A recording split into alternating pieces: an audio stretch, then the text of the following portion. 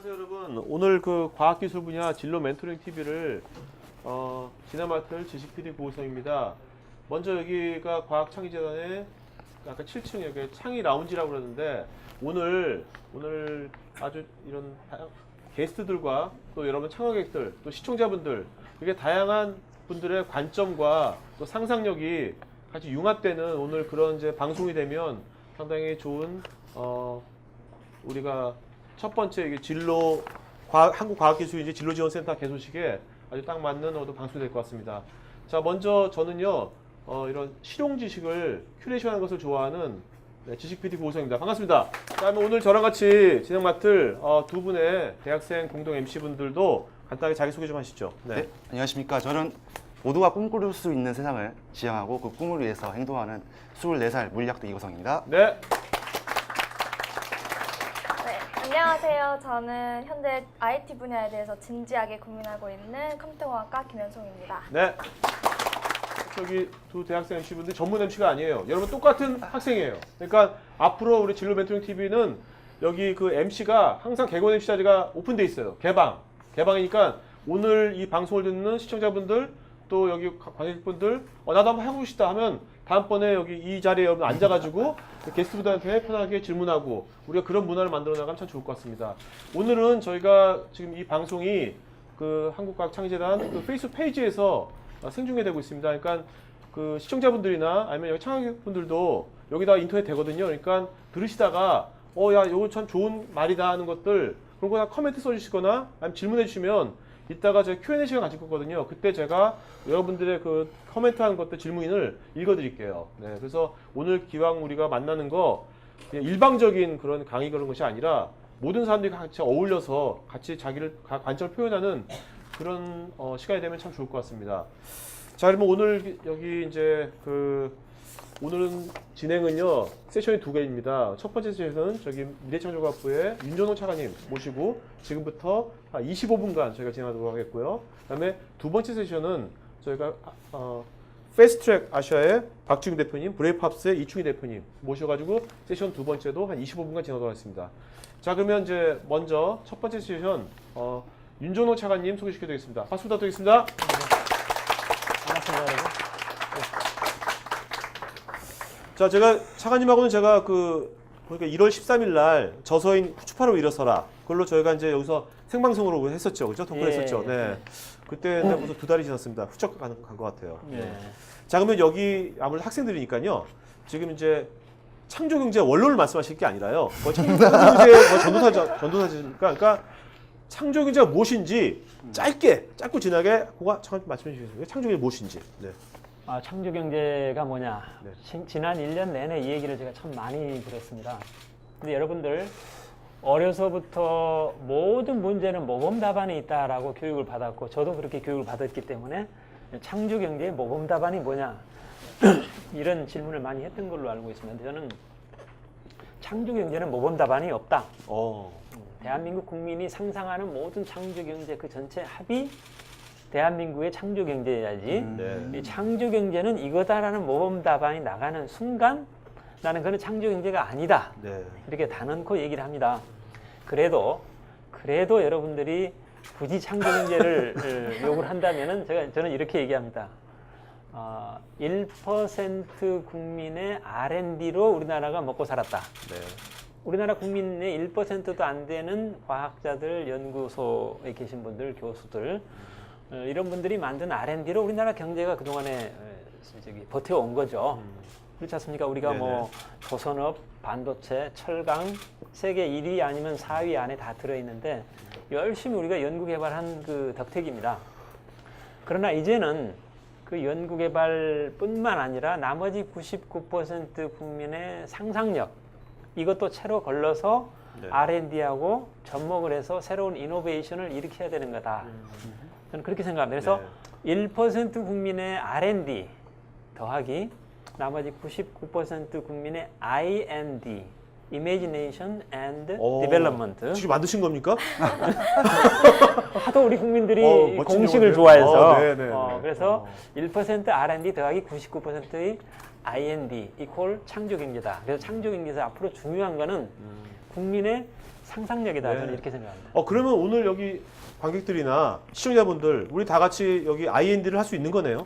IND는 가정주부, 어린 네. 학생, 심지어 퇴직자 모든 국민에게 열려 있는 새로운 윈도우다. 저는 이렇게 생각합니다. 왜 제가 이 생각을 하냐면은 전 세계적으로 어마어마한 이노베이션이 많이 일어났지 않습니까? 네. 근데 그 이노베이션의 출발선을 보면은 거대한 과학을 개발해서 이걸로 출발하는 경우는 거의 없습니다. 99%가 간단한 상상력에서 출발한 겁니다. 네. 아까 제가 잠깐 말씀드렸는데 바닷물 1톤을 민물 1톤으로 만드는데 수증기를 끓여서 만들 수 있죠. 그렇죠. 그죠? 우리가 일반적으로 생각하는 수증기를 네. 끓여서 만들겠다. 그럼 얼마나 많은 석유가 들어가겠습니까? 그래서 자원이 없는 우리나라 같은 경우가 생각해야 될 건 수증기로 끓이지 말고 배추에다 소금물을 뿌리면 배추 안에 있는 민물이 삼투막을 통해서 소금물 쪽으로 빠져나오잖아요. 네네. 그러면 역으로 밖에 있는 소금만 남기고 민물만 안으로 빨려 들어가게 하는 기술. 그 역삼투압이라고 보겠죠. 네네. 그 역삼투압은 그 간단한 에너지로 바닷물을 민물로 바꿀 수가 있잖아요. 지금 현재 세계에서 가장 앞선 기술로 바닷물 1톤을 민물 1톤으로 바꾸는 데 드는 에너지가 1불 이하입니다. 와. 이 정도의 어떤 새로운 기술이 출발은 어디서 했느냐. 배추에서 물이 나오니까 거꾸로 안으로 집어넣자. 역삼투압이라는 상상력이 과학기술과 만나서 이노베이션을 일으켰다. 네. 그 외에도 어마어마하게 많은 사례가 있습니다. 네. 그 차관님께서는 많은 분들이 알고 계시는 ICT 계열을 전공하셨잖아요. 네. 맨 처음에 대학교 입학하고자 하셨을 때 무엇이 이제 ICT 계열로 선택하셨던 계기가 되셨는지. 그 당시에는 우리나라가 카이스트가 이제 막 만들어졌고 공과대학에 대한 붐이 일어나는 상황이었기 때문에 많은 사람들이 이 이공계로 가는 거를 당연시하는 그런 분위기였던 것 같아요. 그래서 저희 고등학교 때 12반이 있었는데 8개 반이 자연계열을 지망하는 학생들이었고 4개가 이제 있는데 저는 특별히 전자공학이라는 보이지 않은 세상의 어떤 그 공학 이 부분이 굉장히 좀 그 호기심을 많이 끄는 부분이었습니다. 그래서 전자공학이라는 영역에 들어가게 된다면 우리나라가 자원이 없는 나라니까 거기서 뭔가 무에서 유를 만들어내는 가능성이 있지 않을까라고 해서 막연히 저는 이제 그쪽을 지원을 했고 그 다음에 이제 사회에 나와 보니까 전자공학 영역에서도 정보통신이라는 영역이 그때 우리나라가 굉장히 취약했는데 그 영역이 앞으로 계속 발전해 나갈 가능성이 있다라고 해서 저 나름대로 이제 그쪽을 좀 공부를 하게 됐던 것이. 그러면 이제 차관님께서는 그동안 좀 이제 어떻게 보면 개척 지역으로 많이 다니신 거잖아요. 어떻게 보면 우리 산업의 황부지라고도 볼 수 있는 이제 막 신산업 쪽으로 갈 수 있는 그런 부분을 하시는데. 그럼 저는 이제 그런 생각으로 힘들지는 않으셨나요? 근데 생각해 보십시오. 제가 처음 대학을 졸업하고 아직 군대도 안 간 상태에서 사회생활을 시작을 했습니다. 그때 전화를 신청을 하면은 1년 반 후에 전화가 나왔어요. 이 친구는 상상을 못하는. 아마 상상하기 어렵겠죠. 네네. 제가 처음 출발할 때 상황이 그랬습니다. 전화를 신청하면 1년 반 뒤에 나오는 거예요, 전화가요? 그렇습니다. 이 집 전화가 1년 반 후에 나오는 상태에서 제가 정보통신 영역에 입문을 했습니다. 근데 지금 어떻습니까? 여러분 호주머니에 무선으로 그것도 슈퍼컴퓨터가 하나씩 여러분 호주머니에 달려 있지 않습니까? 네. 이걸 통해서 아침에 출근하는 전철에서 어쩌면 국립중앙도서관에서 하루 이틀 일주일간을 리서치해야 될 거를 30분간 전철 타고 오면서 여러분 리서치를 하지 않습니까? 네, 그렇죠. 어마어마한 갭이 벌어졌지 않습니까? 그러면 저는 전화 신청하면은 1년 반에 집 전화가 나오는 상태에서 출발해서 지금 이 정도까지 기술이 왔으니까 기술 갭이 엄청나게 네. 벌어졌지 않습니까? 저는 이 어마어마한 기술 갭을 너무너무 엔조이하면서 즐기면서 여기까지 왔습니다.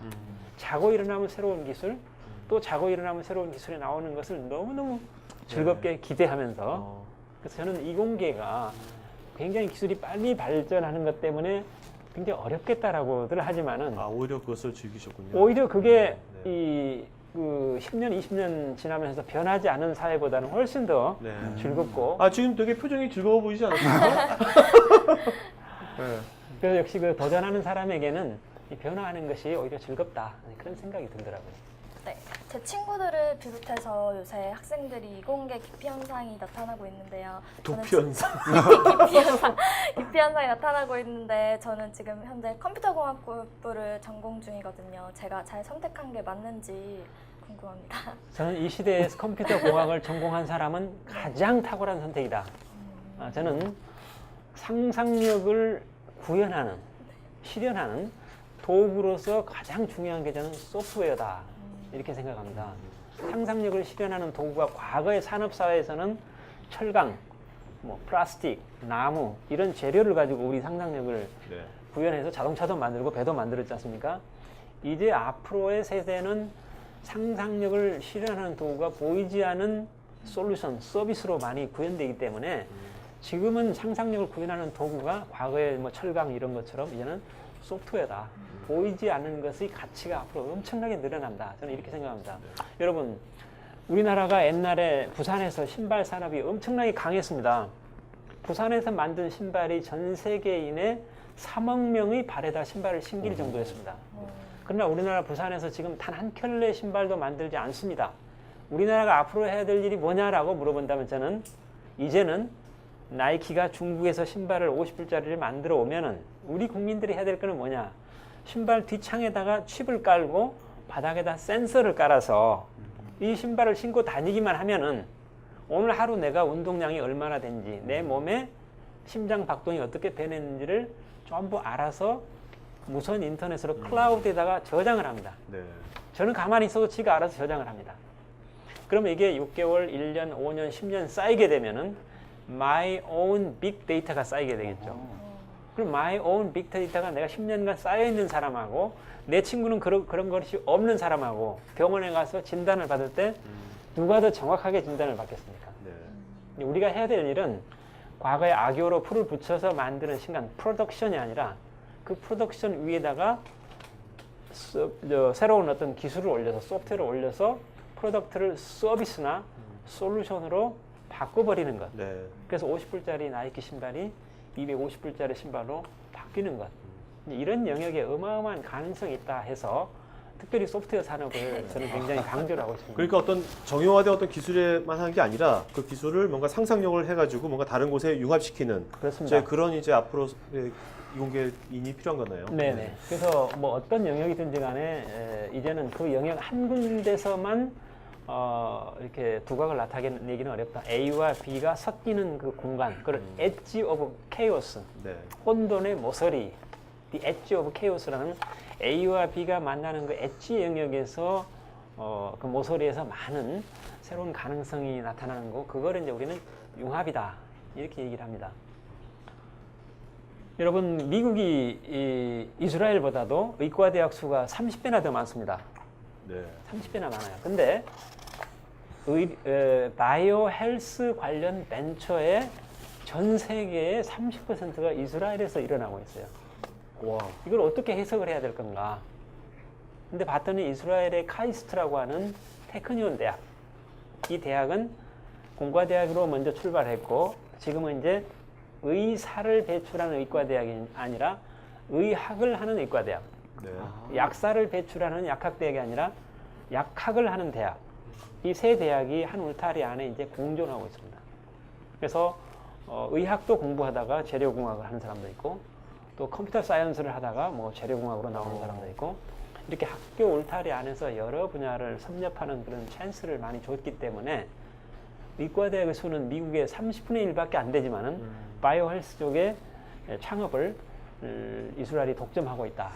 이런 것들이 시사하는 바가 크다 해서 앞으로 우리나라 과학기술 인재도 이제는 좀 통섭형 인재가 많이 필요하지 않을까. 그다음에 이제 공학과 공학뿐만 아니라 인문사회 예술과도의 접합 뭐 이런 부분도 굉장히 중요한 부분이다라고 생각해서 뭐 이런 부분들이 개인 한 사람이 다 섭렵하기는 어렵겠지만은 여러 사람이 한 팀을 이루어 가지고 거기서 새로운 어떤 그 이노베이션을 구상하는 이런 것들이 필요하다 이런 생각이 드네요. 이건성 학생도 물리학과잖아요. 네, 저는 이제 본인도 예, 그렇죠. 과학기술 인재예요, 본인이? 어떻게 생각하세요? 인재가 되려고 노력을 하는 사람인데 오케이. 이제 저희 과학기술, 특히 자연과학 쪽의 사람들은 자신들이 학문 연구를 하는 데서 약간 두려움이 좀 있는 것 같아요. 내가 꼭 박사까지 따야 되는 거냐, 아니면 내가 학사만 하더라도 내가 과학기술 쪽에서 뭐 스타트업을 하고 싶다든지 하는 사람도 있는데 뭔가 약간 두려움을 가지고 있거든요. 그런 친구들에게 약간 좀 조언을 좀 해주실 게 좀 있는지.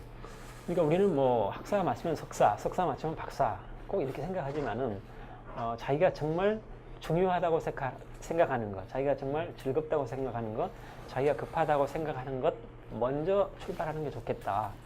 그런 생각을 해봅니다. 빌 게이츠가 고등학교를 졸업을 하고 좋은 대학에 입학증을 받았지만은 그걸 찢어버렸지 않습니까? 네. 왜? 이 친구는 자기가 고등학교 다닐 때까지 소프트웨어를 공부를 많이 했기 때문에 컴퓨터와 인간의 휴먼 인터페이스가 너무 어렵다. 그때만 하더라도 요즘 지금 여러분들은 윈도우를 통해서 바로 인터페이스가 쉽게 돼 있지만 그때만 해도 굉장히 어려웠어요. 근데 이 친구가 벌써 윈도우라는 걸 통해서 새로운 굉장히 편리한 휴먼 인터페이스를 구현할 수 있는 길이 있다고 보는, 남이 만들기 전에 내가 먼저 만들어야 되겠다. 또 그 역량을 가지고 있었어요. 왜? 어려서부터 자기 부모가 컴퓨터를 사줘서 랭귀지를 알고 있었기 때문에. 그래서 학사, 석사 때려치우고 바로 지하실에 내려가서 새로운 OS를 만들었지 않습니까? 그런 것들이 시사하는 바가 굉장히 크다라고 생각을 합니다. 그럼 교육부에서 싫어하지 않을까요? 약간 정말, 그런 공간도 좀 많았으면 좋겠어요. 약간 청년들이 좀 자신들의 학술적인 부분이나 자신의 그 상상력을 좀 실현할 수 있는 공간이 아직은 좀 없어서.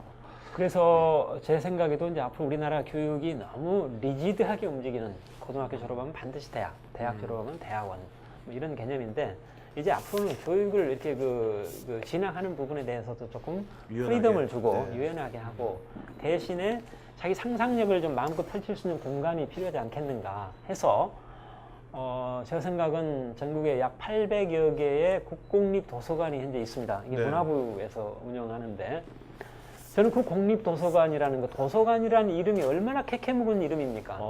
정숙. 도서관 하면 정숙이 딱 떠오르네요. 정숙해가지고 수많은 조용히 열람실. 앉아있어요. 세계에서 가장 시끄러운 도서관이 이스라엘 도서관이거든요. 도서관 거기는 시끄러워요? 세계에서 가장 시끄러운 도서관입니다. 도서관이라는 게 책을 읽는 데가 아니라 네. 토론하고 질문하는 데거든요. 음. 그래서 저는 무한 상상실이라는 이름으로 바꿔버리고 거기서 토론도 하고 질문도 하고 실험도 하고 네. 스토리텔링도 하고 이런 어떤 자유로운 공간으로 탈바꿈해야 되지 않겠는가. 저는 그런 생각이 들고, 정말. 거기서 상상력을 토해내는 공간, 그 다음에 이제 오프라인에서 그렇다고 본다면 온라인에서도 필요하다 해서 네. 미래창조과학부가 창조경제 타운이라는 거를 오픈했어요. 여러분 creativekorea.or.kr에 들어가면은 여러분의 아이디어를 토해낼 수 있는 공간이 있습니다. 토해내 놓으면은 뒤에 3,000명의 멘토들이 뒤에서 버티고 있다가 그 아이디어를 가장 잘 쿠킹할 수 있는 멘토가 매칭이 되고, 거기서 쿠킹이 잘 돼서 특허로 연결될 수도 있고 비즈니스 모델로 연결돼서 회사에서 사업으로 연결될 수 있는 그런 공간이 있으니까 역시 상상력이라는 부분을 저는 굉장히 강조를 하고 싶다. 이런 생각입니다. 야, 지금 말씀 들어보니까 정말 우리나라 8천여 개 도서관이 카페처럼 된다면, 절반 카페처럼 된다면 되게 벌써 가슴이 막 뛰지 않나요? 그죠? 네? 가고 싶은, 막 도서관 가고 싶은. 네. 차관님께서 상상력을 말씀하셨는데, 저기 과학기술 분야에서도 창의력 부분이랑 상상력 부분이 경쟁력이라고 할 수 있잖아요. 그럼 혹시 차관님만의 창의력과 상상력을 기르시는 방법이 있다면 어떤 것이 있는지 궁금합니다. 저는 주말에 가끔 등산을 하는데 네. 대개 등산하게 되면 사람들이 이어폰을 꽂고 음악을 듣고 가지 않습니까? 네. 저는 이어폰을 꽂지 않고 생각을 하면서 올라갑니다. 한참 생각을 하다 올라가 보면 2시간이 금방 지나서 어느덧 정상에 와 있거든요. 생각이 계속 생각에 꼬리를 물고 하면서 여러 가지 엉뚱한 생각으로 이어지고, 그러면 거기서 좋은 생각이 나오면 저는 메모를 합니다. 네. 메모를 해서 그 다음날 우리 간부 회의를 할 때 아이디어를 이렇게 제시를 하거든요. 역시 상상력이라는 것도 하나의 그 습관일 수도 있다. 꼭 음악을 들어야만 내가 지루하지 않다가 아니라 상상을 계속 한다라는 것. 그 다음에 상상이라는 것은 계속 다른 상상을 또 이끌어내는 부분이기 때문에 몰입하게 되면은 굉장히 좋은 아이디어들이 이제 나올 수도 있다라는 생각이 들고요. 그렇다고 해서 뭐 억지로 상상을 하라라는 개념보다는 여러분들이 그 사고의 어떤 프리덤을 좀 가질 필요가 있다. 상상이란 거는 굉장히 리지드한 환경에서는 나오지 않거든요. 그래서 여러분들은 굉장히 좀 자유분방한 환경을 만들어주는 것이 굉장히 중요하다. 그래서 이거는 기성세대의 책임도 있다. 교수가 학생에게 얼마나 리버럴하게 대하느냐, 네. 수평적으로 대하느냐, 장군이 사병에게 얼마나 수평적으로 대하느냐, 부모가 자식에게 얼마나 수평적으로 대하느냐 굉장히 중요하다고 생각합니다. 그래서 제가 아까 우리 말씀해 주신 대로 제가 왜 우리나라 아이들이 이스라엘 아이보다도 IQ가 이 정도가 높습니다. 근데 왜 이스라엘 유대인들 전 세계 인구의 0.2%밖에 안 되는데 노벨상의 22%를 유대인들이 차지하는가? 여기에 분명한 답을 우리가 찾아야 됩니다. 제가 내린 결론은 아까 상상력 뭐 여러 가지 얘기했지만은 이 격식에 얽매이지 않고 굉장히 수평적이면서도 당당하게 질문할 수 있고 실패를 하더라도 그걸 용인해주는 사회, 그 문화가 있었어요. 그 네. 문화를 제가 찾은 바로는 후츠파라는 문화입니다. 굉장히 어려운 히브리어인데 후츠파라는 단어 안에 살펴봤던 이게 유대인의 국민성인데 후츠파라는 단어 안에는 굉장히 버티컬한 수직적이 아닌 수평적인 문화, 그다음에 이제 인포멀리티라고 얘기를 하고요. 그다음에 이제 questioning authority, 질문에 대한 권리. 이만큼이라도 질문이 있으면 당연히 질문해요. 이만큼이라도 뭔가 마음에 그 의심이 있으면 반드시 질문을 하죠. 질문은 나의 권리다. 그다음에 이제 learning from failure, 실패로부터의 교훈. 모든 실패는 반드시 저울에다 올립니다. 그러면 저울은 눈금이 두 개밖에 없어요. failure, constructive failure. 눈금이 만약에 건설적인 실패로 눈금이 돌아가면 그 순간 실패는 더 이상 실패가 아니라 훈장으로 바뀌어버린다. 이런 문화들. 그래서 제 생각에는 이러한 그 창의적인 생각, 그 다음에 우리 이공계에서 뭔가 이렇게 이노베이션을 기대하려면은 그런 문화도 필요하겠다. 네.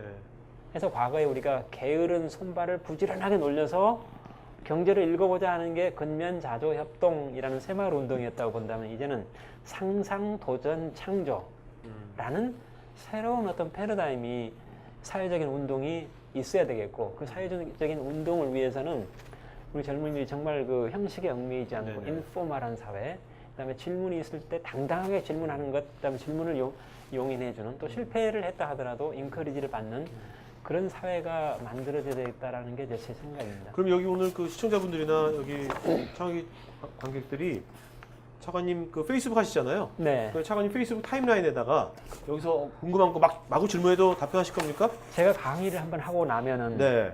많은 학생들이 네. 헛주빠 정신으로 도전합니다 하고 저한테 이메일이나 페이스북을 많이 하는데 네. 여러분들 정말 챌린지 해야 됩니다. 어. 주저주저하고 뒤로 물러서지 말고 앞으로 전진하고 네. 손을 들어야 되고 네. 입을 열어야 되고 질문을 해야 됩니다. 네. 이제 한 가지만 말씀드리겠습니다. 두 사람이 사과를 하나씩 가지고 있습니다. 근데 이 두 사람이 사과를 서로 교환했어요. 그럼 1인당 몇 개씩 갔습니까? 한 개씩. 한 개씩 하나씩. 갔죠? 네. 두 사람이 아이디어를 하나씩 가지고 있습니다. 아이디어를 서로 교환했어요. 1인당 몇 개씩 갔습니까? 두 개. 두 개씩 갔죠. 저는 이거를 꼭 기억하십시오. 그러면은 이제 좋습니다. 아이디어를 많이 만드는 것 중요하죠. 그다음에 만들어진 아이디어를 서로 교환하는 것 굉장히 중요하죠. 그럼 아이디어를 만드는 수단이 뭐냐? 토론입니다. 그럼 만들어진 아이디어를 서로 교환하면 끝이잖아요. 네. 교환하는 수단이 뭐냐? 이게 질문입니다. 그래서 제가 이제 이스라엘 얘기를 많이 하는데 이 나라는 750만밖에 안 되는 충청남북도만한 땅에 이 나라가 1년에 창업하는 수가 유럽 전체가 1년에 창업하는 수하고 같아요. 그럼 얘네들은 왜 이렇게 창업을 많이 하고 도전을 많이 한다는 말인가?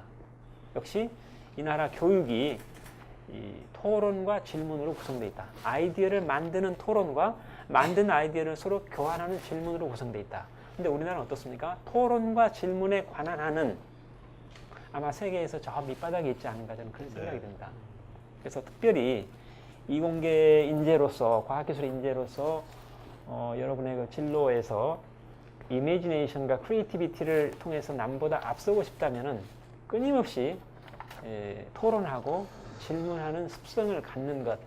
그런데 우리나라 문화가 토론하고 질문하는 그 문화가 네. 안 돼 있지 않습니까? 자꾸 질문하고 하면 이렇게 손가락질을 받지 않습니까? 그러나 여러분은 뻔뻔당돌하게 도전을 해야 됩니다.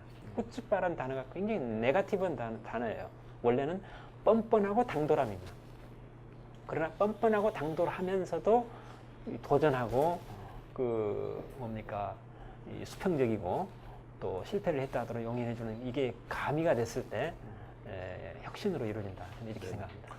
그 어떻게 보면 청소년들의 그런 아이디어라든지 상상력이라든지 그런 좀 자세를 좀 만들고 좀 더 소양을 기르기 위해서 융합인재 교육이고 또 상상을 막 키울 수 있는 교육이 막 늘어나고 있는데 그 중에 하나가 소프트웨어 교육이잖아요. 네. 저는 분명히 이제 초등학교부터 고등학교까지 배웠던 교육은 아래 한글 배우고 엑셀 배우고 파워포인트 배우는 거고 쉬는 시간마다 게임하고 그랬거든요. 네. 근데 요즘의 교육은 제가 얼마 전에 초등학교를 한번 방문한 적이 있었는데 그때는 뭐 스몰 베이직이라고 하나요? 그런 프로그램을 이용해가지고 막 소프트웨어를 거의 네. 장난감 만들듯이 만들더라고요. 그런 교육이 많이 들어가고 있는데 왜 이런 교육이 점점 강조가 되고 있는지 좀 의구심을 가지시는 분들도 많더라고요. 예. 한번 이 기회를 통해서 그러니까 왜 문과생들도 필요하다. 소프트웨어를 배워야 되는 시대가 온 겁니까? 제가 네. 페이스북에다가 어린 아이 때부터 21세기의 또 다른 언어, 영어가 이제 그 21세기 언어다 해서 초등학교 때 가르쳤잖아요.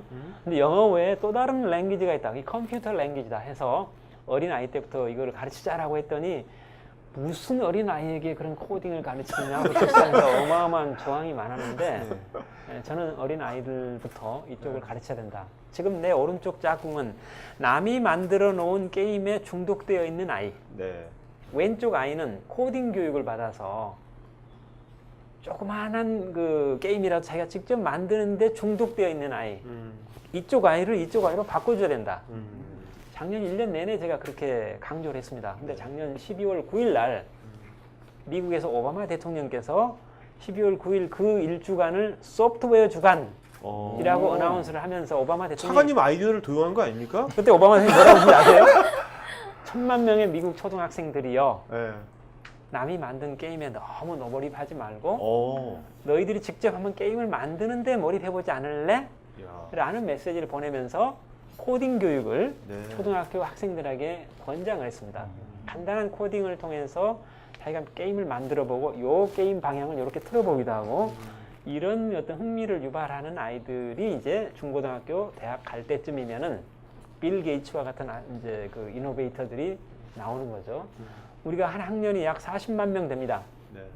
그 중에 4만 명 정도가 열심히 코딩 공부를 해서 대학 갈 때쯤 해서 4만 명 중에서 4명 정도가 스티브 잡스나 빌 게이츠와 같은 사람이 나온다면은 나는 우리나라 창조 경제는 자동적으로 굴러간다. 네. 이런 생각을 해봅니다. 네. 그래서 우리 이공계 학생들 특별히 뭐 여러 가지 뭐 그 사회적으로 이렇게 제대로 대접받지 못하고 있다. 굉장히 피해의식을 갖고 있지만은 이공계 학생 여러분이야말로 이노베이션을 할 수 있는 가장 최적의 위치에 있다.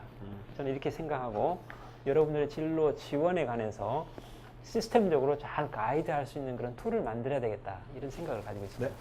자, 그럼 이제 그 Q&A 시간 잠깐 갖도록 하죠. 이제 뭐 궁금한 거 있는 분 뭐 편하게 손 들고 질문. 네. 마이크 혹시 있어요? 마이크 있으면 마이크 좀. 마이크 준비된 거 없습니까? 잠깐만요. 온라인 친구들 있으니까. 이거를 빼고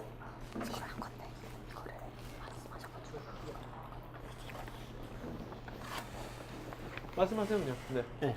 안녕하십니까. 차관님 만나 뵙게 되어 영광입니다. 저는 공대는 아니고 상대생입니다. 그래서 지금 서울대 경영대학에 휴학 중이고 육군에서 병장으로 근무 중에 휴가차 여기 오게 됐습니다. 질문 드리겠습니다. 아, 휴가하면 놀지 뭐. 관심이 많아서 그 한국의 이공계 학생들은 90% 이상이 남성이지 않습니까? 그런데 남자는 모두 군 복무를 해야 되지 않습니까?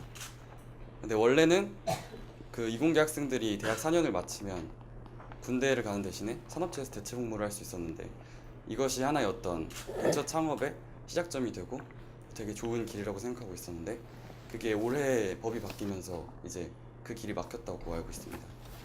그런데 또 저 멀리서 이스라엘에서는 군대라는 것이 되게 첨단 과학 기술의 어떤 천병이 있으면서 군대에서 사람들이 배운 과학과 기술들로 새로운 어떤 벤처 창업의 씨앗이 되고 그러면서 국가 경쟁력을 높이는 데 이바지하고 있다고 들었는데 차관님께서는 우리나라 군대가 어떤 이공계 학생들의 커리어를 단절시키는 일에 대해서 어떻게 생각하고 계시고 이거에 대해서 해결책은 어떤 해결책을 생각하고 계시는지 여쭙고 싶습니다. 아, 그래서 군에서 나왔구나 지금 이주호야. 멀리서도 왔다. 굉장히 좋은 질문 해주셨습니다. 이스라엘을 가봤더니 고등학교 졸업생의 95% 이상이 바로 군대를 갑니다. 바로 군대를 갑니다. 근데 군대를 가는데 고등학교 3학년까지 그 수업 결과를 바탕으로 해서 엘리트 부대가 하나씩 뽑아가기 시작합니다. 그냥 고등학교 3학년이 되면은 이제 학생들이 우리는 예를 들어서 하버드 원서 집어넣고 네네. 뭐 예일 원서 집어넣고 이제 언제 어드미션이 오느냐 기다리는데 얘네들은 엘리트 부대에다가 원서를 전부 집어넣고 언제 나한테 연락이 오나 하고 노심초사 기다리죠. 그 중에 이제 뭐 탈피오트 부대 같은 경우는 과학 영재들 중에서 50명을 뽑아가고요. 네. 8200 부대 같은 경우는 수학 영재들 중에서 또 몇십 명 뽑아. 이스라엘 여자들도 가죠 군대를. 그럼 남자는 3년, 네. 여자는 2년 반드시 갔다 오게 돼 있죠. 그래서 엘리트 부대가 이제 뽑아 가는데 거기를 엄청 기다리죠. 그리고 이제 상당 부분은 또 일반 부대를 가기도 합니다.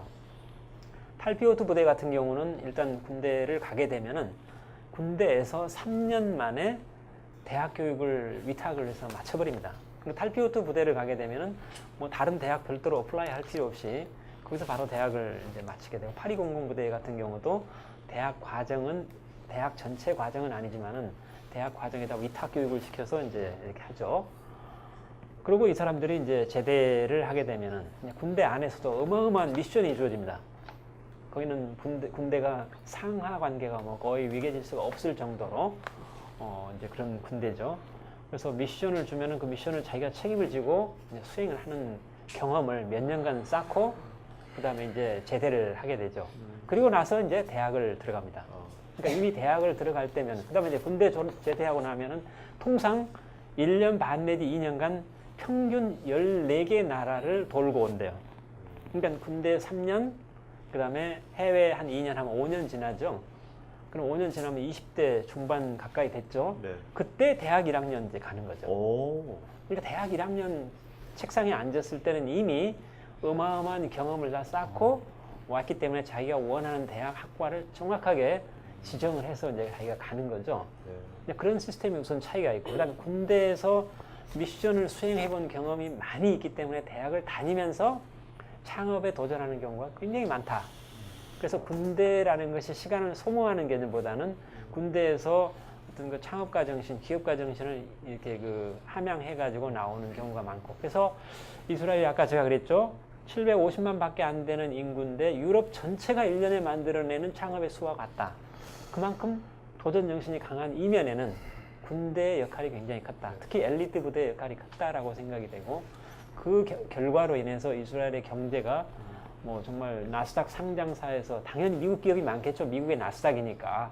미국을 뺀 나머지 전 세계 나스닥 상장사의 한때 40%를 이스라엘 기업이 차지했어요. 그만큼 챌린지 하는데 익숙해 있다. 그래서 우리나라 군대의 경우도 가능하면은 2년 정도의 기간 안에서 창업가 정신이랄지 이런 부분을 다 마스터하고 나오는 게 좋겠다. 그 다음에 특정 부대는 엘리트 부대를 육성할 필요가 있겠다. 그래서 그 탈피오트 부대와 같은 특정 엘리트 부대를 만드는 거를 국방부하고 우리 미래부 간에 MOU를 맺고 현재 시도 하고 있습니까? 네, 아직 이제 되진 않았는데 그 프로그램을 이제 만들 생각을 가지고 있습니다. 그래서 군대라는 그 브릿지가 창업이나 또는 대학 교육과 또 도전하는 어떤 그 교육과 연계, 이 부분이 굉장히 중요하다라고. 미래체조학부가 오늘 여기 진로지원센터에서 교육부랑 같이 하는 거죠. 네. 하는 것처럼 뭐 국방부라든지 아니면 다른 다양한 부처하고 이런 식으로 융합해가지고 앞으로도 많은 것들을 만들면 좋을 것 같아요. 네.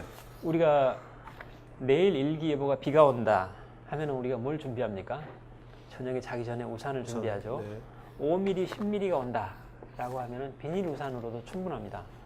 근데 150mm가 온다, 폭풍 번개가 친다 하면은 튼튼한 우산을 준비해야 되겠죠. 창조 경제라는 게 튼튼한 우산을 준비하는 거다. 세계 경기 기상도가 안 좋으니까. 그럼 우산은 손잡이가 있겠죠, 우선. 그다음에 우산 살이 있죠. 네. 위에 덮는 천이 있죠. 미래창조과학부는 우산 손잡이 역할을 합니다. 각 부서는 우산 살 역할을 합니다. 그래서 네. 국방부도 우리의 젊은이들의 크리에이티비티를 발휘하기 위한 역할을 하기 위해서 뭘 노력할 것인가. 아까 교육부 왔었죠. 네네. 교육부도 우리 아이들이 더 크리에이티브한 교육을 받아야 된다면 어떻게 해야 될 건가. 소프트 교육은 어떻게 해야 될 건가. 네네. 그다음 문화부, 심지어 외교부도 마찬가지다. 우리나라 젊은이들이 해외로 진출을 해서 해외에다가 우리 그 창조 경제를 퍼뜨려야 되는데 지금 이런 싸이월드가 페이스북보다 훨씬 먼저 나왔지만은 우리가 글로벌라이즈가 안 돼 있기 때문에 국내에서 그쳐버렸던 거 아니겠습니까? 네. 이 글로벌라이즈를 어떻게 해야 되느냐. 이 여러 가지 것들이 다 하모니를 이루고 우선 살을 만든 다음에 결국 위에 덮는 천은 여러분들의 몫입니다. 네. 우리 국민들의 몫이다. 자, 차관님, 그 온라인에서 이상민 씨 질문 요거 짧게 답변해서 시간 관계상 이분은 이제 공과대학 재학생인데 그 공대생들도 뭔가 이렇게 창의적이려면 그 인문학 같은 거라든지 그런 것들도 좀 많이 배우고 싶은데 그런 것들이 현재 대학에서 잘 안 돼 있다고 이런 상황에서 공대생들한테 좀 이렇게 조언해 줄 말씀 하나 좀 여쭤봤거든요. 지금 하버드나 예일이나 프린스턴 같은 데는 이 1학년 들어갈 때 네. 문과 이과 구분이 없죠. 학과 구분이 전혀 없습니다. 마음대로 공부를 하고 4학년 올라갈 때 잠깐 전공을 하고 진짜 공부할 사람은 대학원으로 가고 있지 않습니까? 그래서 우리도 사실 그런 영역으로 갔으면 좋겠는데 교육부의 어떤 그 교육 정책이라는 이런 것들이 학부모들과 연계 때문에 굉장히 힘든데 우선은 대학에 들어가서라도 컴퓨터 사이언스랄지 기타 그 뭡니까 인문학 네. 이런 부분에 대해서는 틈틈이 여러분들이 좀 커리어를 좀 쌓아 두시는 게 좋겠다. 네. 왜냐하면 상상력이라는 게 아까 얘기했지만 공학 한 분야에서만 나오는 게 아니라 인문과 소프트웨어, 예술과의 융합에서 나오는 부분이기 때문에 그 다음에 여러분들이 동아리 활동을 할 때도 여러 부서의 사람들이 여러 전공의 학생들이 모이는 데서 같이 활동을 하다 보면 간접 경험을 할 수 있지 않을까 그런 생각이 듭니다. 네. 자, 그러면 오늘 그 멘토링 TV 세션 첫 번째 세션은 여기서 마치는 걸로 하겠고요. 여러분 진행해준 두 분 MC분들 박수 부탁드리겠습니다. 자, 차관님 마지막 한 말씀 마치고 말죠. 네. 네, 뭐 아까도 말씀드렸지만 여러분 우리나라는 자원이 없는 나라입니다. 자원이 풍부한 나라라면 우리는 이렇게 창조 경제 또는 여러분들의 어떤 창의력 이런 거를 기대할 필요가 없겠죠.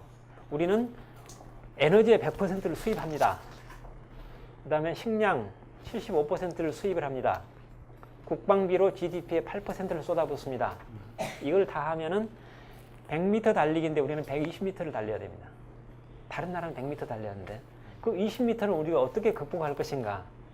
100m는 우리 발로 달리고 20m는 우리의 머리로 달려야 됩니다.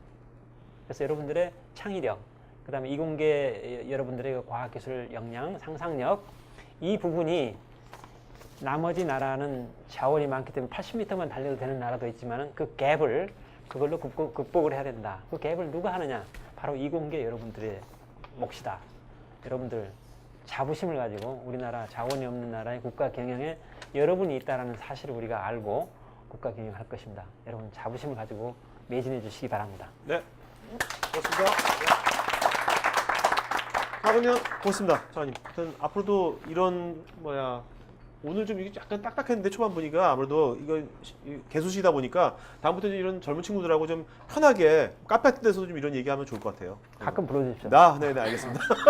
근데 카페 쏘시는 겁니까? 쏘야지 오죠. 아, 그럼요. 네, 쏘는 겁니까? 좋습니다. 네.